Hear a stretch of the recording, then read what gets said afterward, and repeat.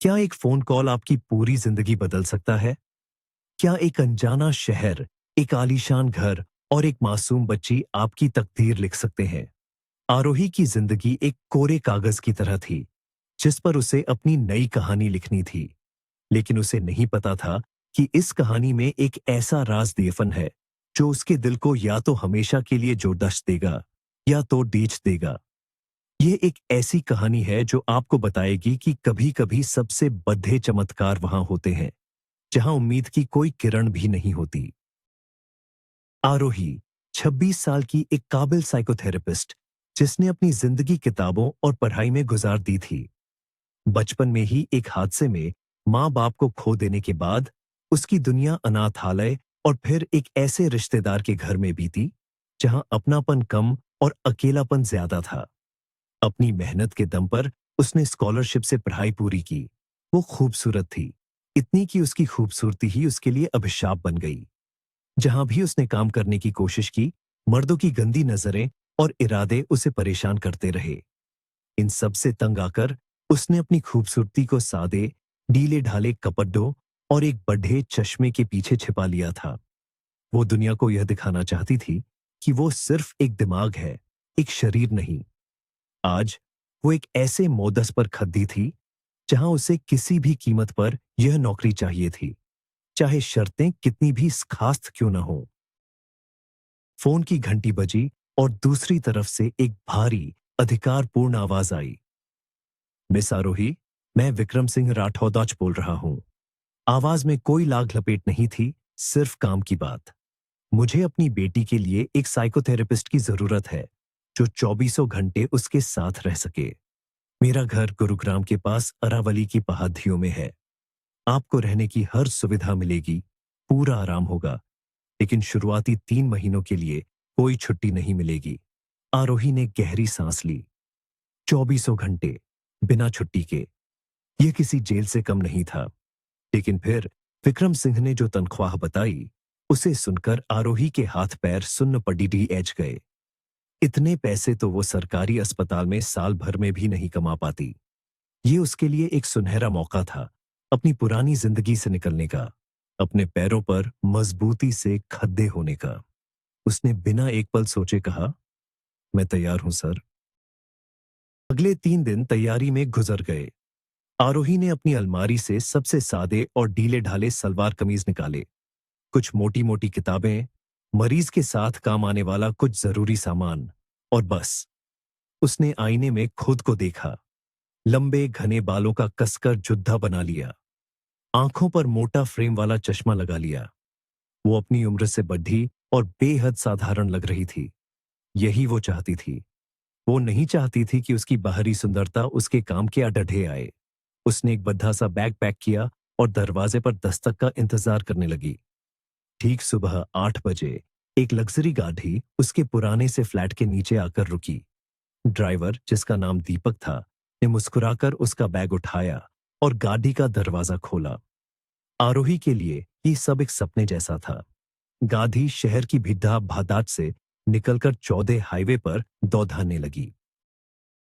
लगभग 2 घंटे के सफर के बाद गाड़ी एक विशाल, खूबसूरत गेट के अंदर दाखिल हुई।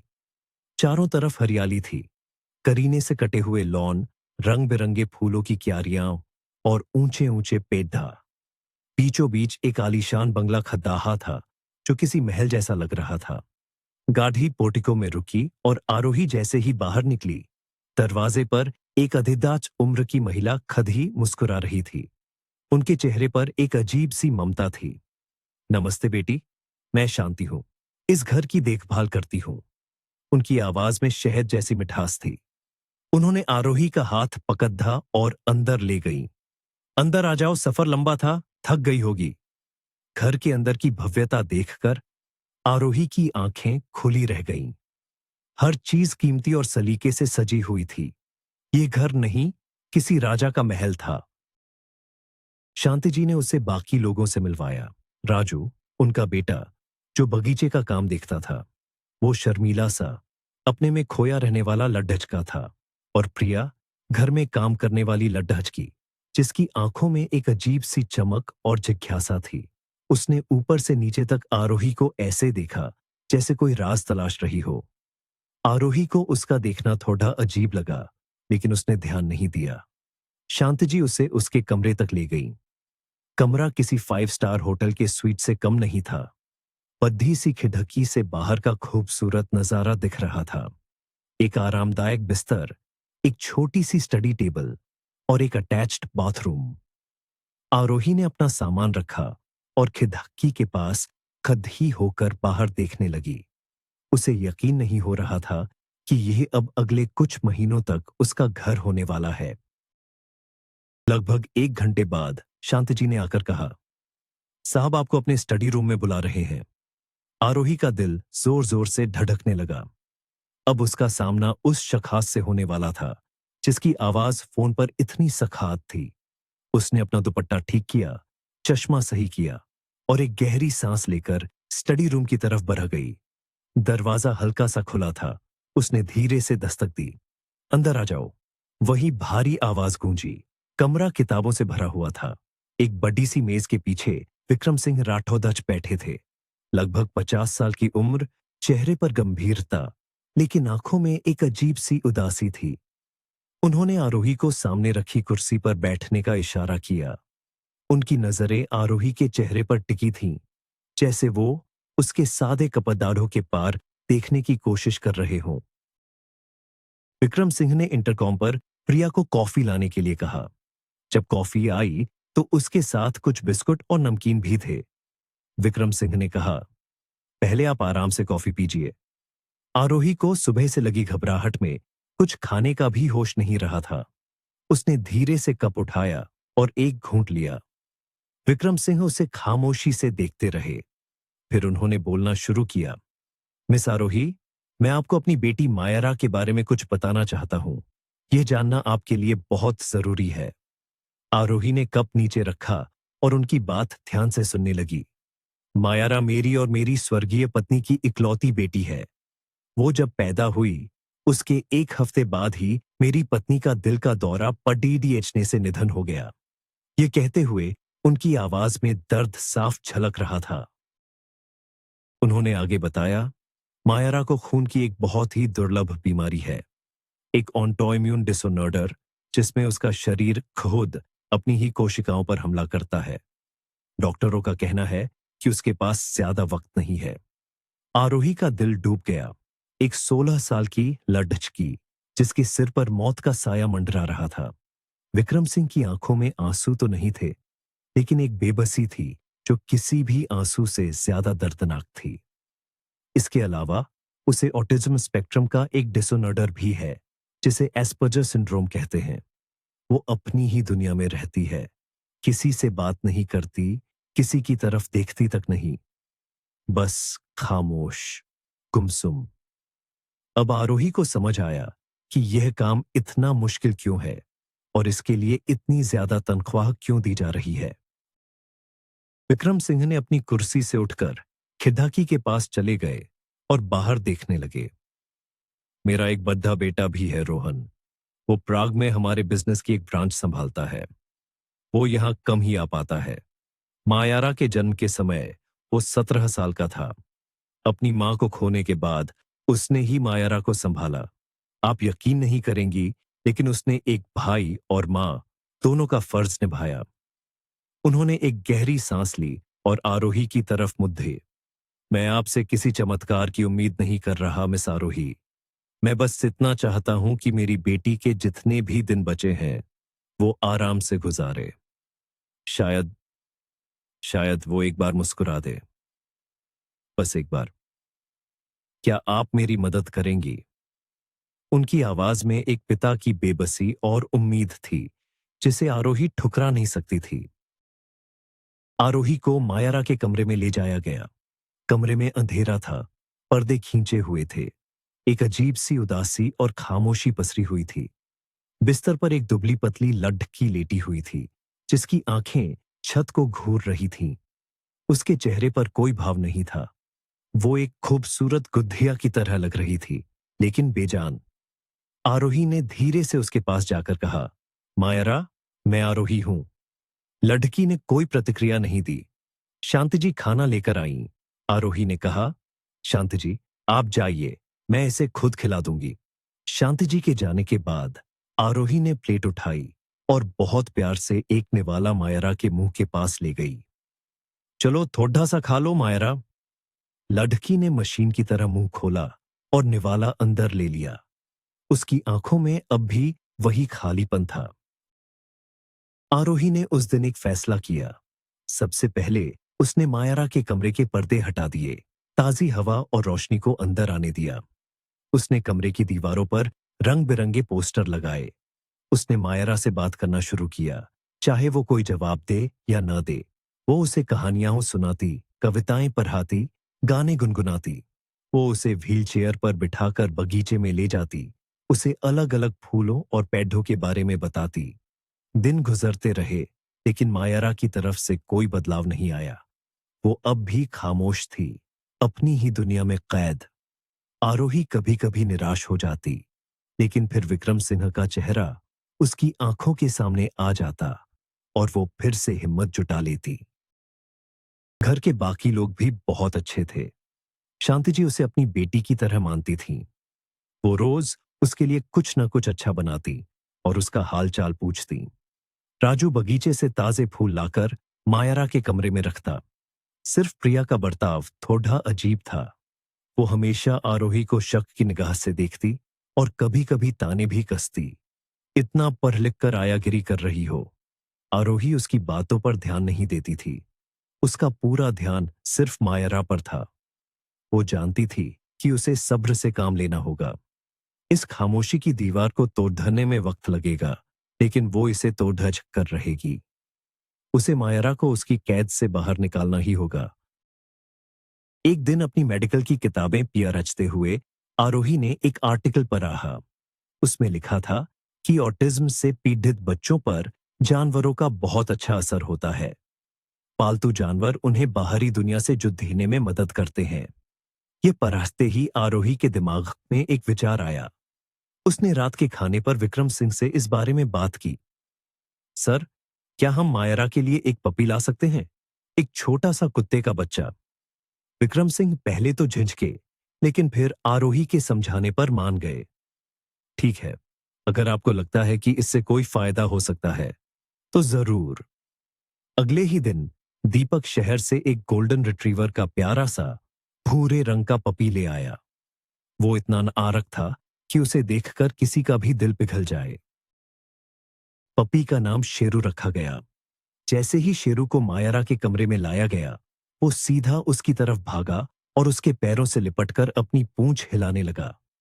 फिर वो उसके हाथों को चाटने लगा और तब एक चमत्कार हुआ। कई महीनों में पहली बार मायरा की उंगलियां हिली। उसने धीरे से अपना हाथ उठाकर शेरू की मुलायम पीठ पर रखा। उसकी आंखों में एक हल्की सी चमक आई और चली गई। यह सिर्फ एक पल के लिए था, लेकिन आरोही ने उसे देख लिया था।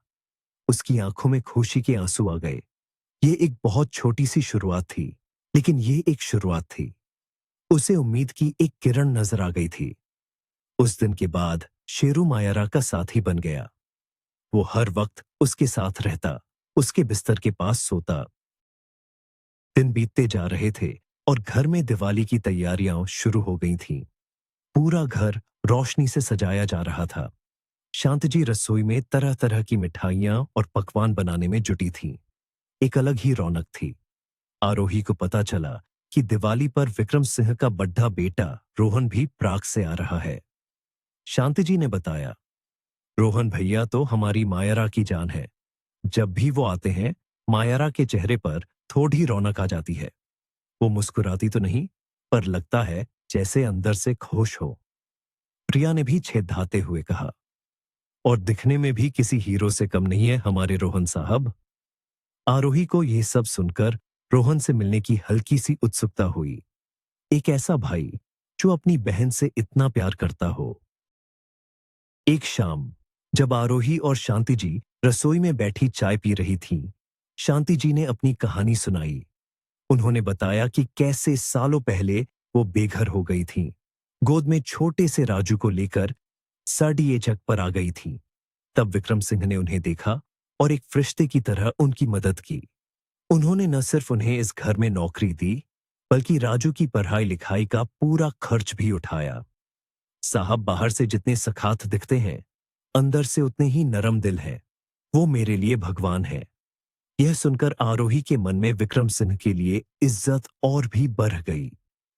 उसे एहसास हुआ कि वो सिर्फ एक अमीर आदमी नहीं, बल्कि एक बहुत अच्छे इंसान भी है। वो खुश थी कि वो ऐसे लोगों के बीच काम कर रही है। दिवाली से 2 दिन पहले आरोही के पास उसकी सबसे अच्छी दोस्त नेहा का फोन आया। नेहा बचपन से उसकी सबसे करीबी दोस्त थी। आरोही, मैं शादी कर रही हूं और हम शादी के बाद हमेशा के लिए मुंबई शिफ्ट हो रहे हैं। आरोही ये सुनकर खुश भी हुई और उदास भी। उसकी इकलौती दोस्त भी अब उससे दूर जा रही थी। नेहा ने कहा, मैंने कल रात एक पार्टी रखी है, सिर्फ खास दोस्तों के लिए। तुम्हें आना ही होगा। ये हमारी आखिरी मुलाकात हो सकती है। प्लीज मना मत करना। आरोही दुविधा में पड़ी डीएच गई। 3 महीने तक बिना छुट्टी के काम करने का कॉन्ट्रैक्ट था। वो विक्रम सिंह से कैसे पूछेगी?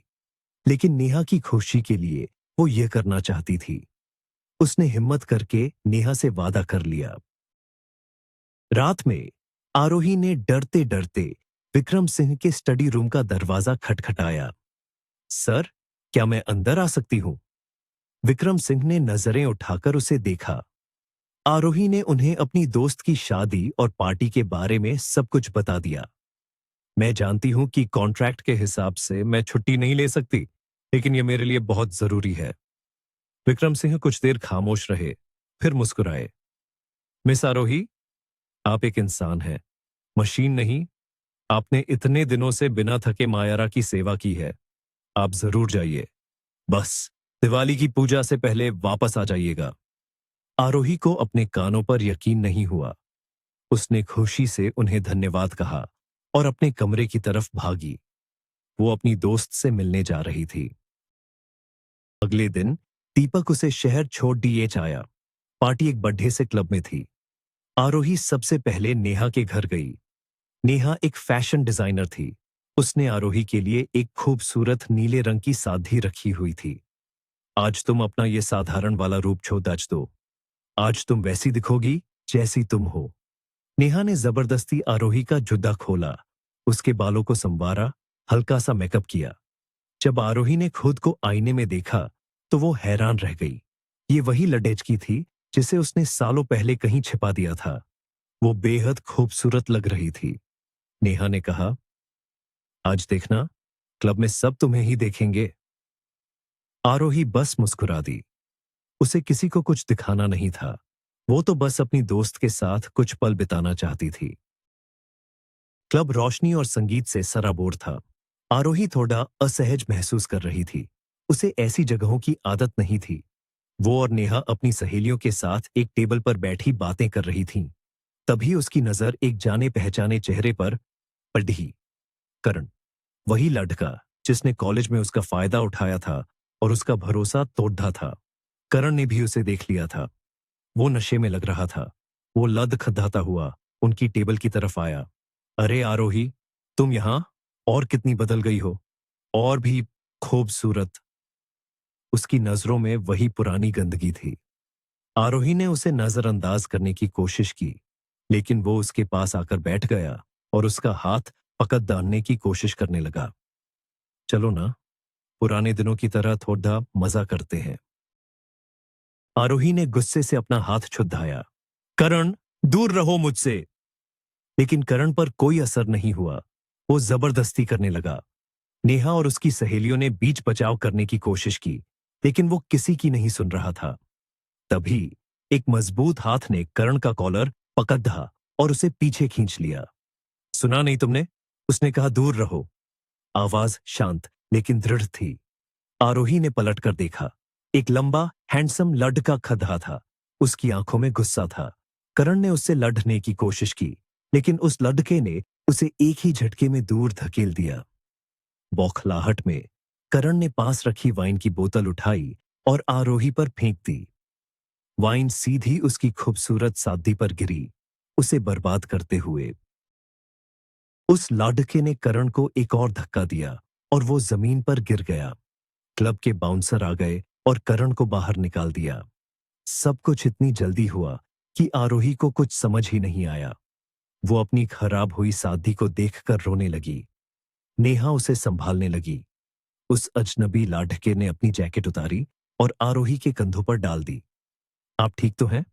उसने बहुत नरमी से पूछा। आरोही ने रोते हुए सिर हिलाया। उसे इतना अपमानित और बेबस कभी महसूस नहीं हुआ था। उस रात एक अजीब सी हिम्मत के आवेग में आरोही ने एक ऐसा काम किया जो उसने कभी सपने में भी नहीं सोचा था। उसने उस अजनबी का हाथ पकड़ा और उसे क्लब से बाहर खींचकर ले आई। उसे नहीं पता था कि वो कौन है, कहाँ रहता है, लेकिन उस पल उसे बस एक सुरक्षित सहारे की जरूरत थी। वो उसे लेकर अपने पुराने खाली पड़े फ्लैट पर आ गई।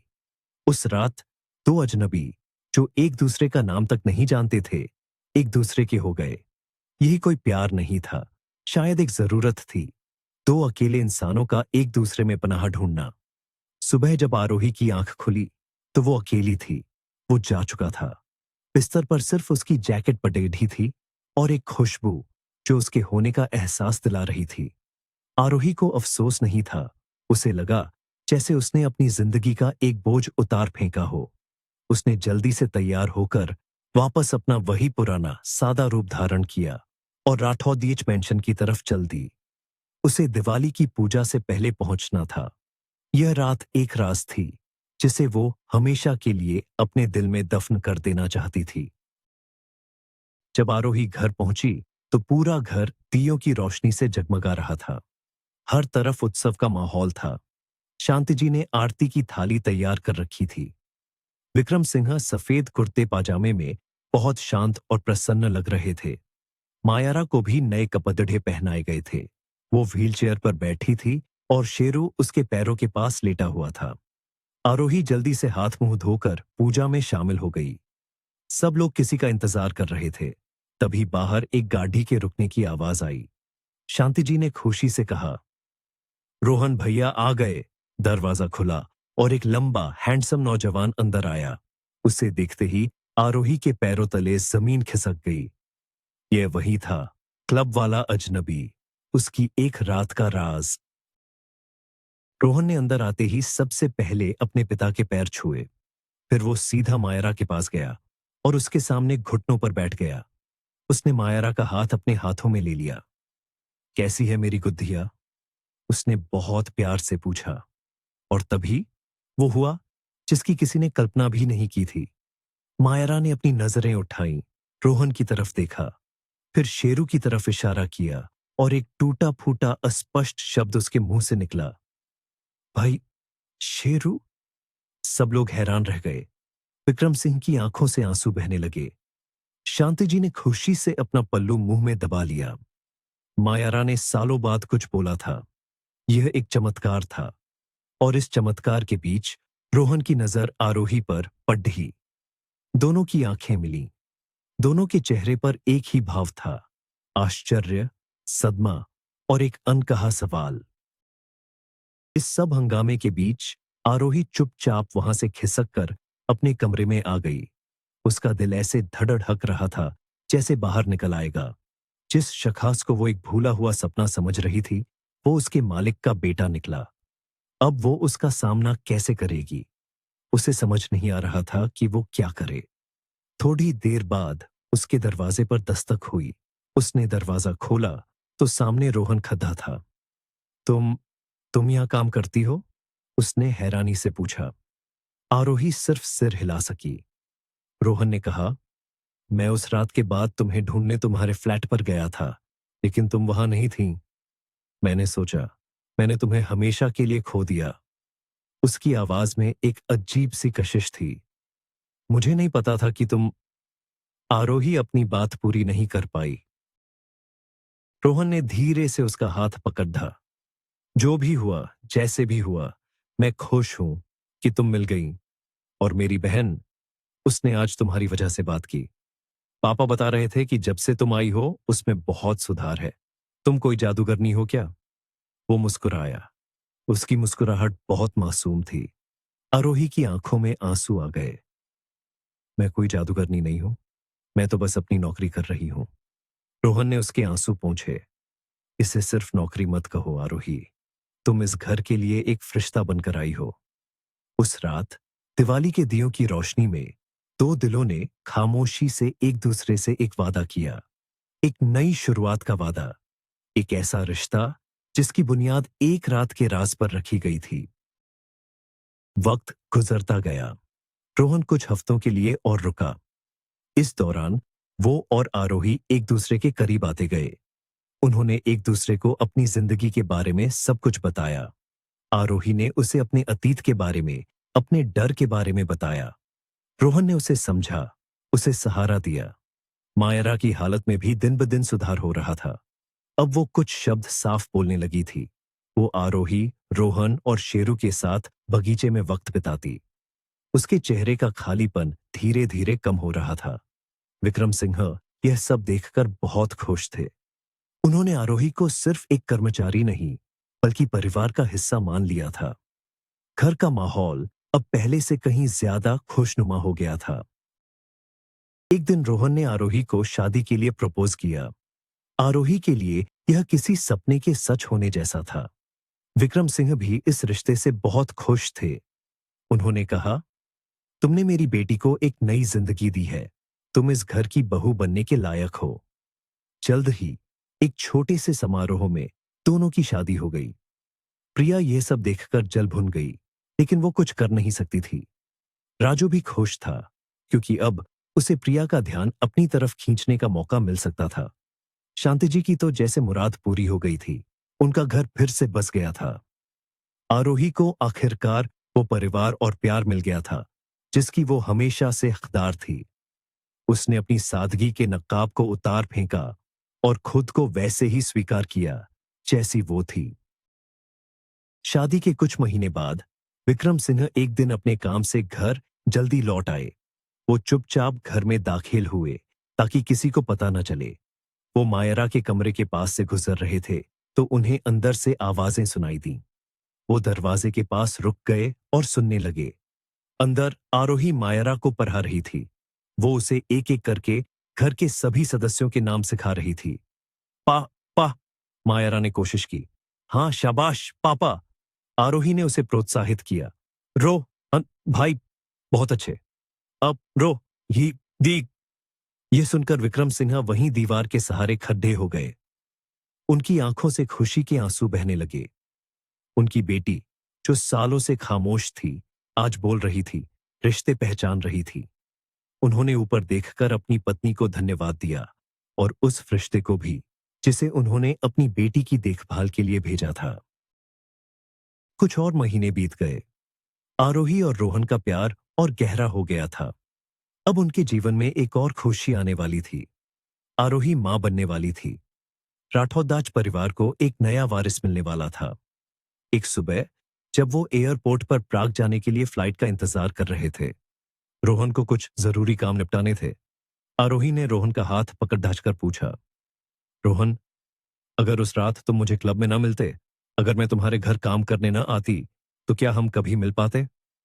रोहन ने मुस्कुराकर उसके माथे को चूमा। किस्मत को यही मंजूर था आरोही, हमें मिलना ही था।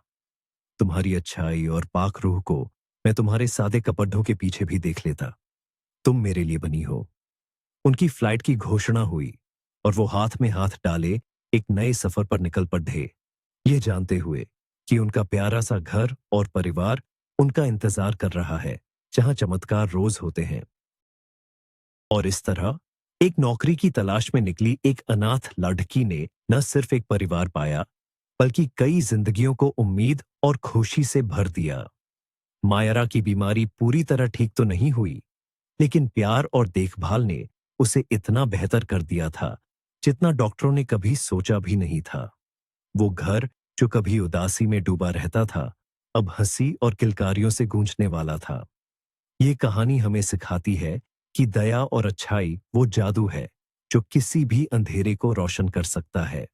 अगर आपको यह कहानी पसंद आई तो प्लीज इस वीडियो को लाइक करें, हमारे चैनल को सब्सक्राइब करें और कमेंट्स में हमें बताइए कि आपको कहानी का सबसे अच्छा हिस्सा कौन सा लगा।